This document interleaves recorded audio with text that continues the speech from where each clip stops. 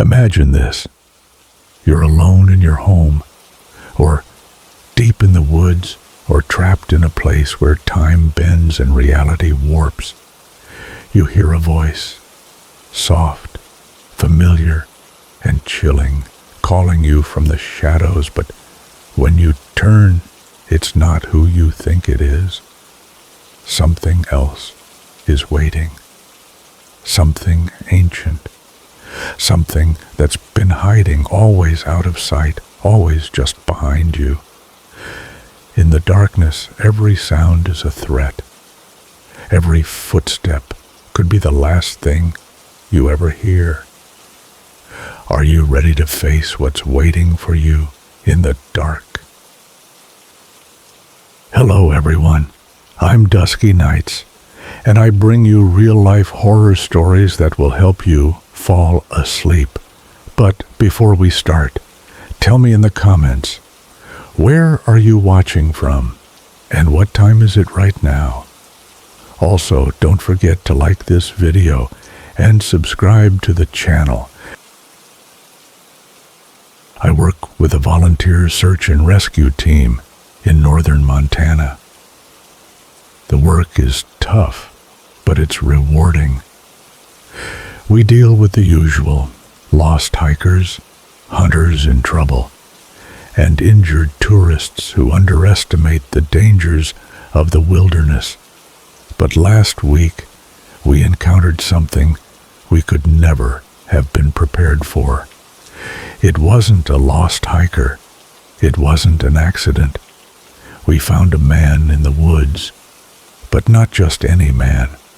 A man half frozen barefoot and covered in blood. When we pulled him from the forest, he was barely conscious, stumbling down a trail that hadn't been used in decades.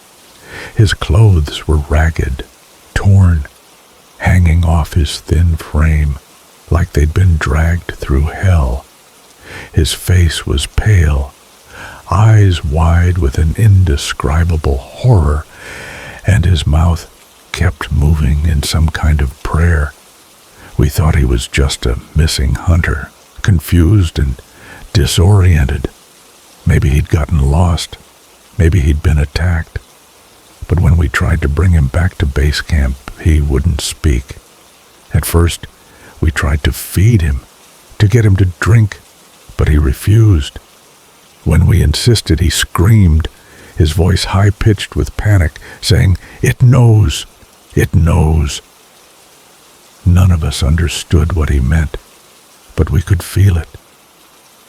There was something wrong about him, something that went beyond simple fear or injury.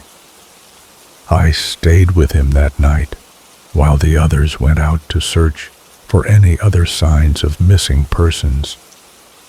As the camp settled into its routine, I sat in the silence with him, watching the firelight dance across his face. That was when he spoke. His voice was soft, broken. I wasn't alone. We were three men hunting elk in the deep wilderness. His words seemed to come from a place far away, as though they were dredged up from something in his past he hadn't wanted to face. I leaned in closer. "What happened?" I asked, my voice barely a whisper, almost afraid of the answer. He took a deep, shuddering breath before continuing. "It came in the night. It found our camp. It wasn't a bear, not a wolf. It was something else. Something tall, too tall. Its body thin, skin stretched over bones. Its teeth like needles.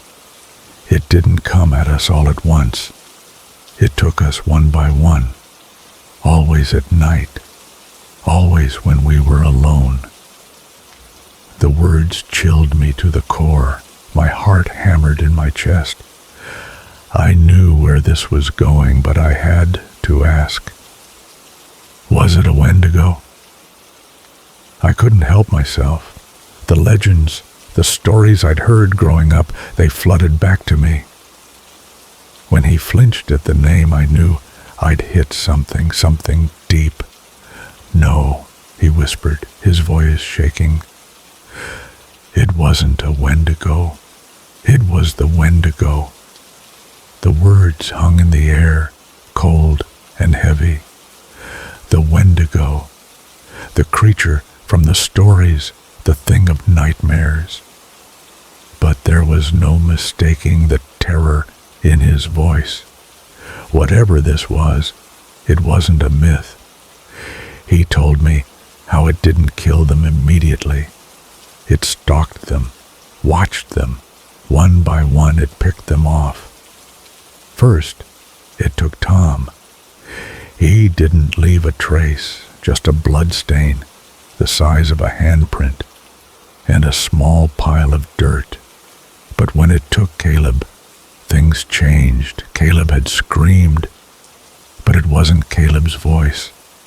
It was something distorted. The Wendigo had laughed, he said. It sounded like the wind howling through the trees, sharp and twisted, not human at all. By the third night, the man was alone. His name, I still don't know it. He was too broken, too far gone. He ran. He lost his way. He starved, barely surviving on what little he could find. But it was always there, watching, whispering to him, not in words, but in thoughts, in promises, things he couldn't shake, no matter how hard he tried to run. Then, at dawn, when he thought he might be free, it stood over him. Its mouth was full of Caleb's face. The flesh was twisted, chewed, gnawed. But the eyes, those were still Caleb's. He said he could see them, staring at him, wide open, full of fear and confusion. And then it spoke to him. "You're already mine." He froze, his body locking in place. He said he couldn't move. That's when it let him go. Just like that, it stepped away, as if deciding he wasn't worth the effort anymore. But it wasn't freedom. No, the thing had marked him, claimed him in a way that no one could understand. And he pointed at his chest. "It's in here now," he whispered. I didn't know what to say. I didn't know how to comfort him. I sat there, my heart racing, as he continued to stare blankly at the wall, unblinking, unseeing. The next morning, he was gone. There were no signs of struggle, no broken windows, no forced entry. The zipper of the med tent was still latched from the inside. But something was off. The cot was wet, not blood, not sweat, just wet, like something cold had melted there overnight. I followed his tracks, but the snow had already covered most of them. There were smears, like someone had tried to move without leaving a trace. I felt like I was losing my mind. And then it happened again. Another person disappeared. One of the volunteers who had been stationed on the north edge of the camp when we found him. His body was strung up like a gruesome trophy. His rib cage was split open, his insides hollowed out. His eyes were gone, and his tongue had been cut out and placed neatly beside him. The cameras had caught nothing. No movement, no sign of anyone approaching or leaving.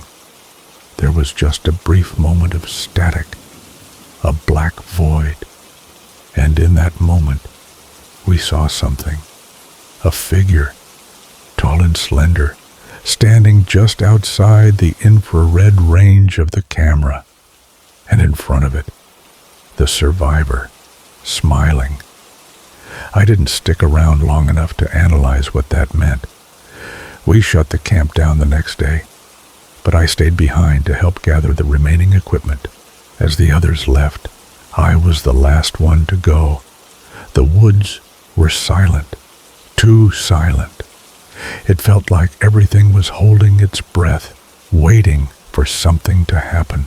I don't know why I opened the meat locker before I left. Curiosity? Or something darker? When I opened it, he was inside, not hiding, just crouched in the corner, naked, his hands raw, skin torn at the fingertips. It looked like claws had been trying to break free. His mouth was moving, but not in words. He was chewing, not food, just chewing. I stood frozen, watching him. He stopped when he saw me, his eyes locking with mine. And then, I swear, I heard it. It wasn't with my ears. It was in my bones. "You don't have to run anymore." Then he vanished. No noise, no sound, just gone. I still don't understand how, but every night since, I hear something at my window. It doesn't knock, it just breathes. And sometimes, when I'm lying in bed, I catch myself breathing with it.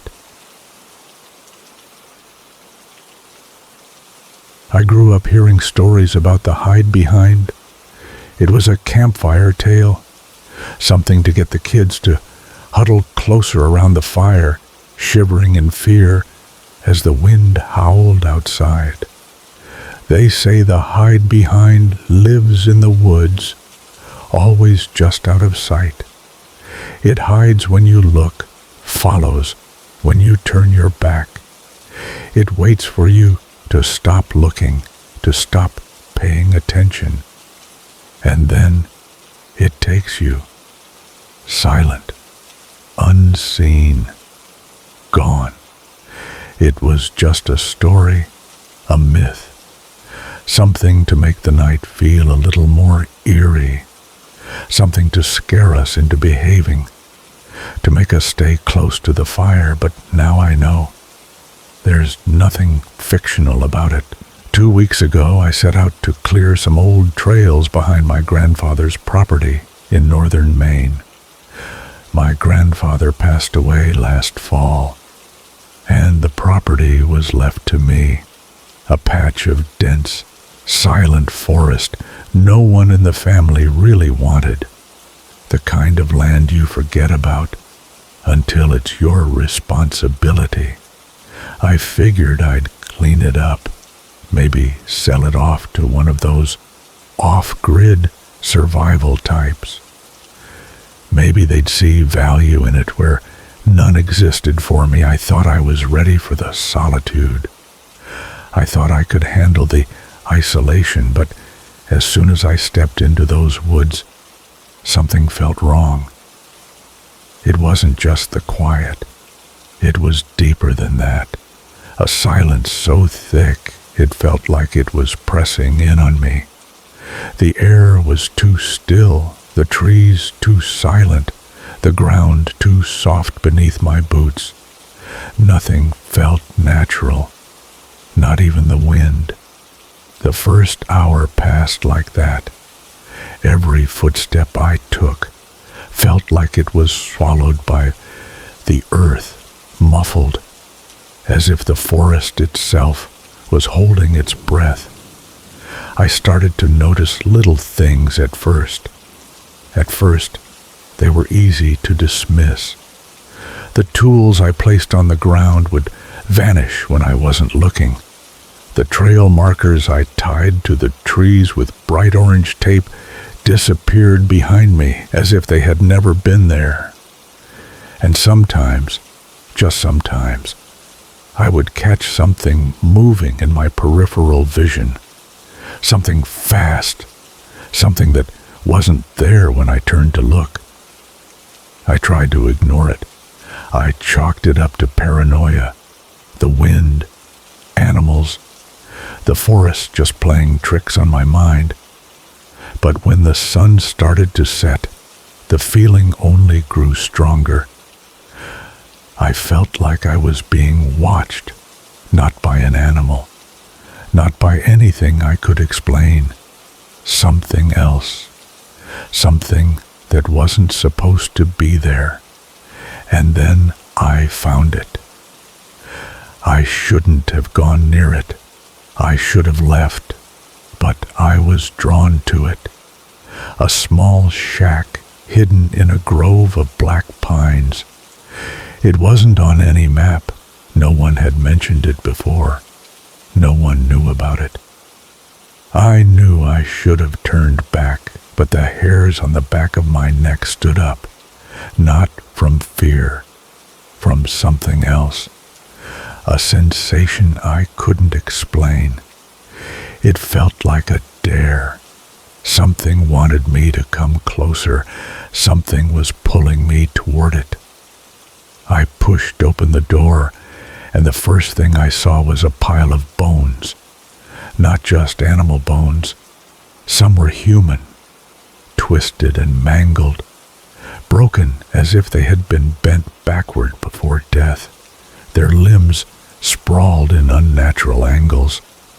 The smell hit me next, something rotting, old and foul. On the walls were carvings, hundreds of them. They weren't pictures, not words, just symbols. Eye shapes, many, many eyes, gouged deep into the wood with something sharp, staring at me, watching. And then I heard it, the breathing. It wasn't from outside, it wasn't the wind, it was right behind me. Slow, ragged breaths, like something was standing right there, just out of sight. I didn't turn around. I couldn't. My body refused to face it. The only thing I could do was back away, one step at a time. My eyes stayed fixed on the ground, the door, the exit. With every step, the breathing grew louder, closer. The air turned colder. I could feel it at the back of my neck, something cold, wet, and unnatural. I ran. Branches clawed at my clothes. The underbrush grabbed at my boots, but I didn't stop, not until I saw the rusted frame of my truck between the trees. I didn't look back. I slammed the door, locked it, and peeled out onto the rutted trail. The whole way back to town, the sound of that breathing filled my mind. It never stopped. It never went away. It followed me, and it hasn't stopped since. The whispering in the walls. At first it was just small things, footsteps in the hallway when I was alone in my house, cabinet doors left open when I swore I had closed them, reflections in the TV screen when it was off, shapes moving in the background. But then it got worse. Last night, as I was brushing my teeth, I leaned down to spit in the sink. When I looked up, there was something crouched behind my left shoulder. Long, jointed limbs.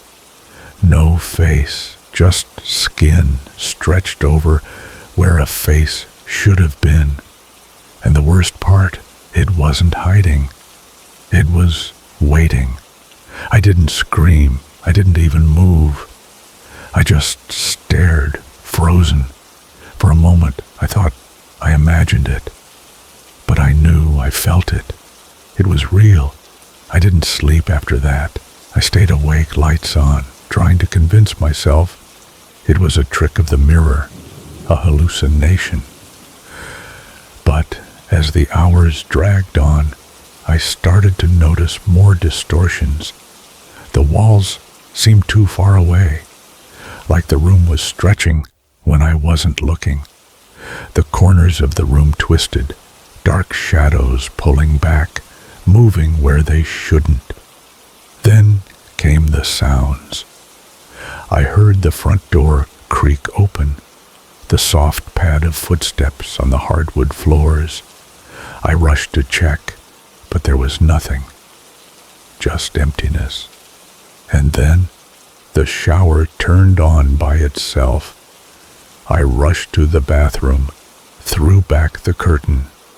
It was dry, empty. I started doubting my own eyes.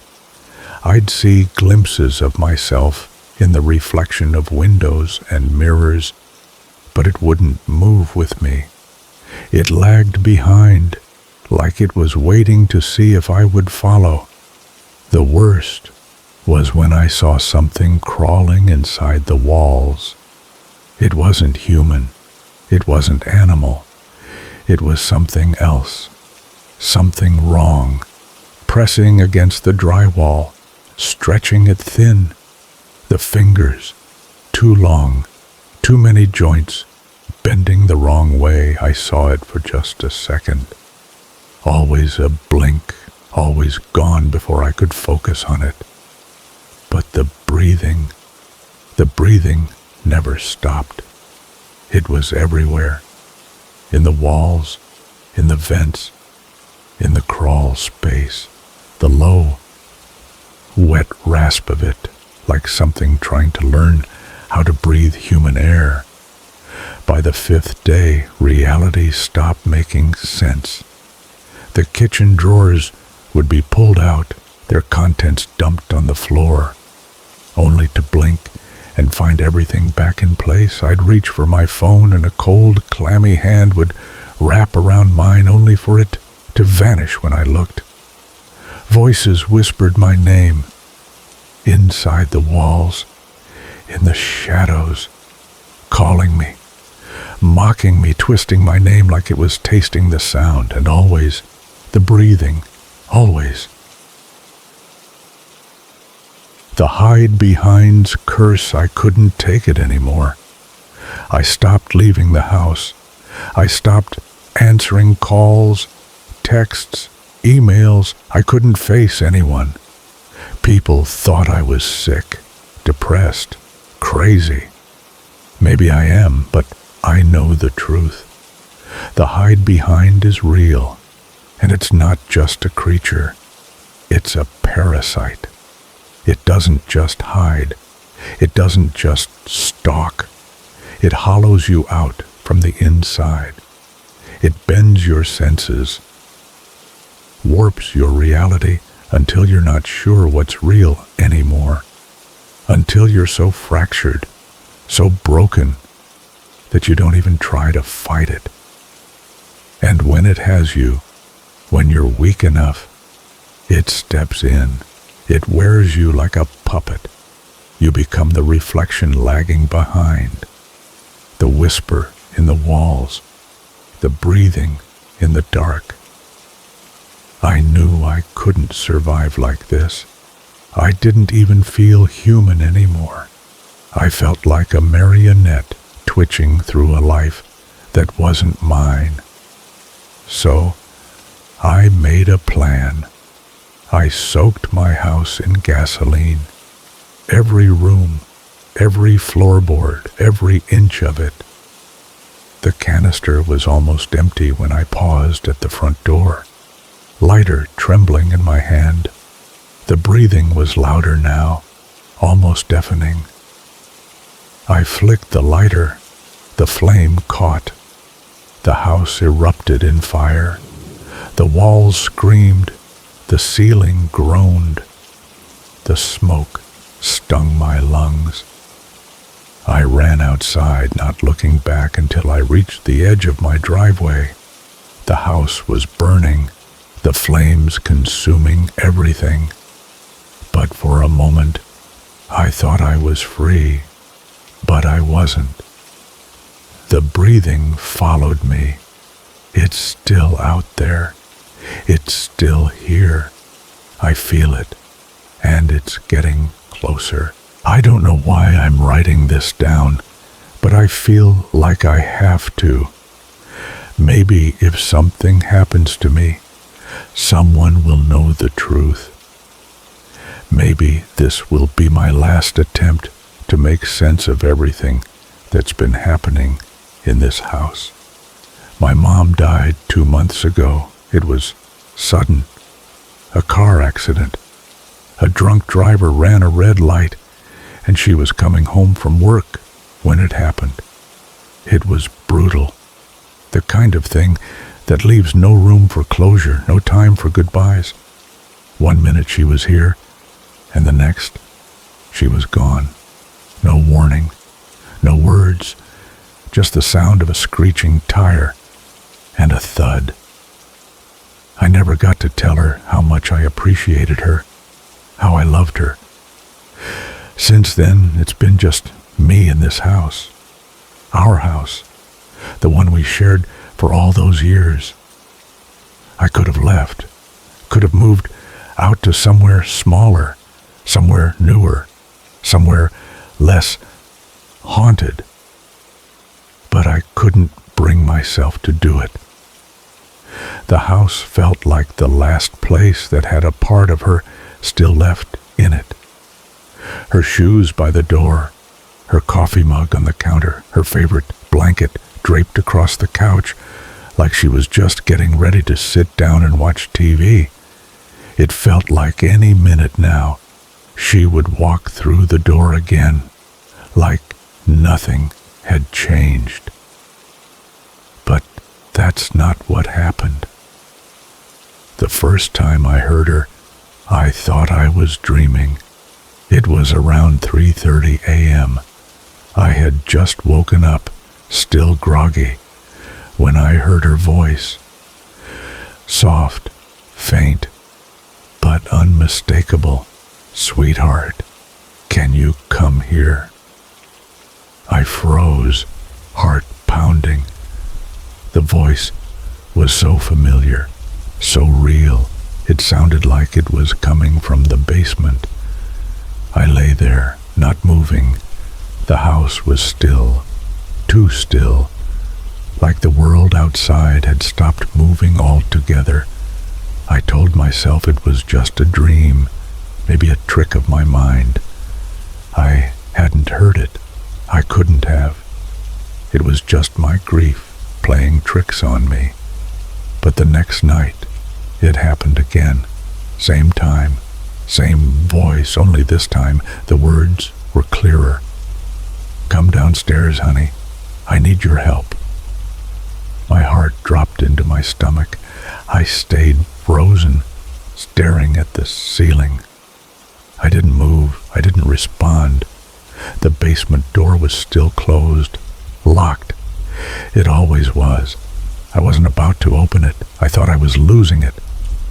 Grief does strange things to the mind, right? I kept trying to convince myself that it was all in my head, that it was just my mind working overtime, trying to hold on to the person I lost, but every night it happened. Same voice, same call, and it changed. Little by little it began to shift. At first, it sounded like her, soft, warm, comforting. But then the tone shifted. It was slower, heavier. It felt like the voice was dragging itself through the words, like it was coming from somewhere deep, somewhere dark. 3 nights ago, when I didn't respond, I heard something else. Footsteps, slow, deliberate.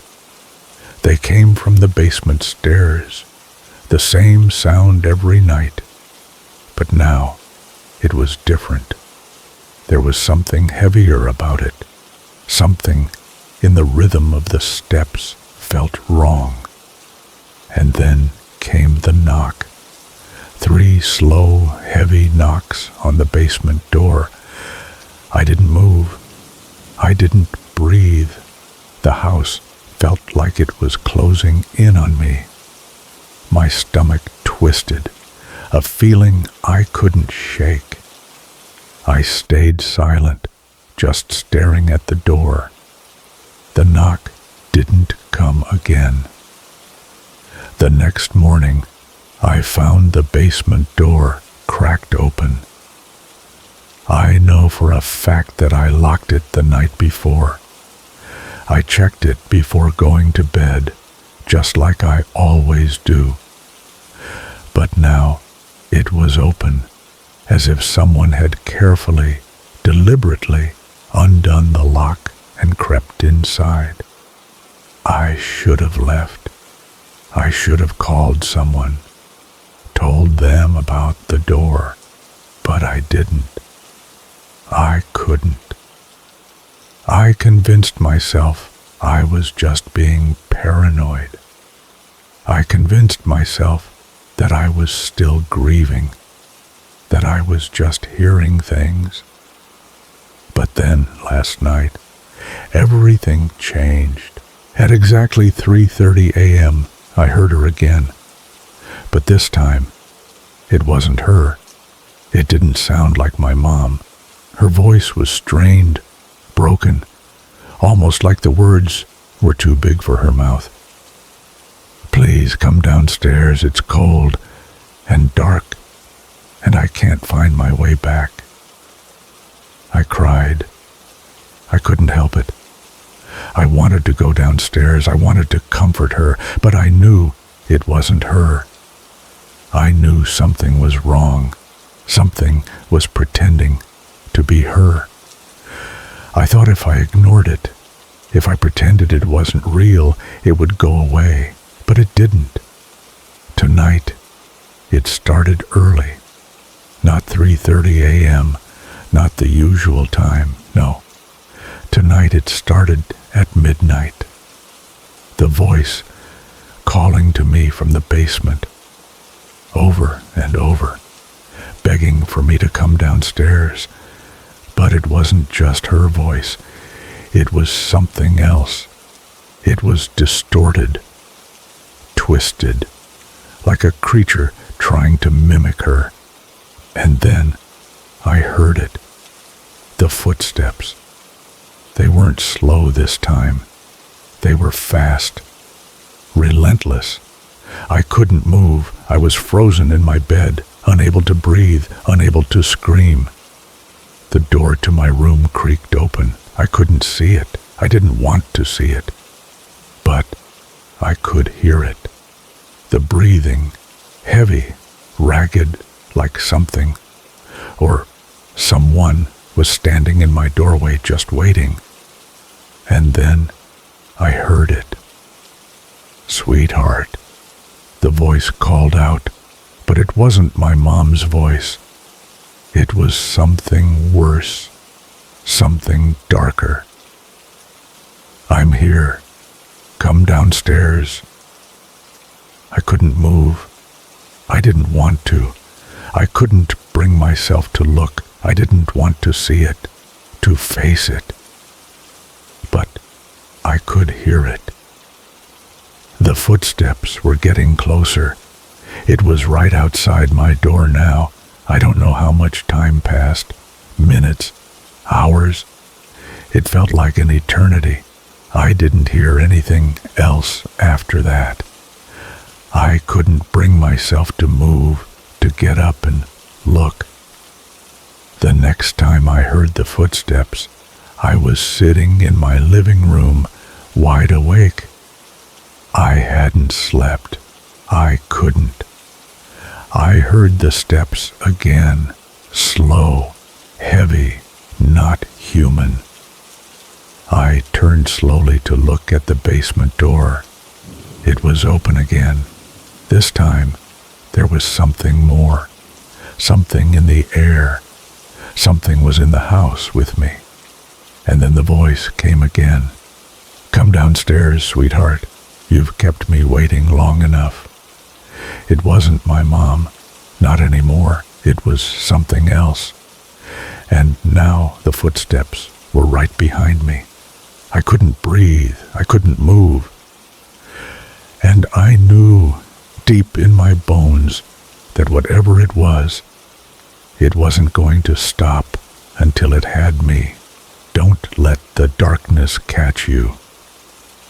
If you've ever felt something watching you from the shadows or experienced an unsettling encounter, I want to hear your story. Send your spine-chilling tales to duskynights145@gmail.com. Your story might just be the one that haunts someone else's dreams.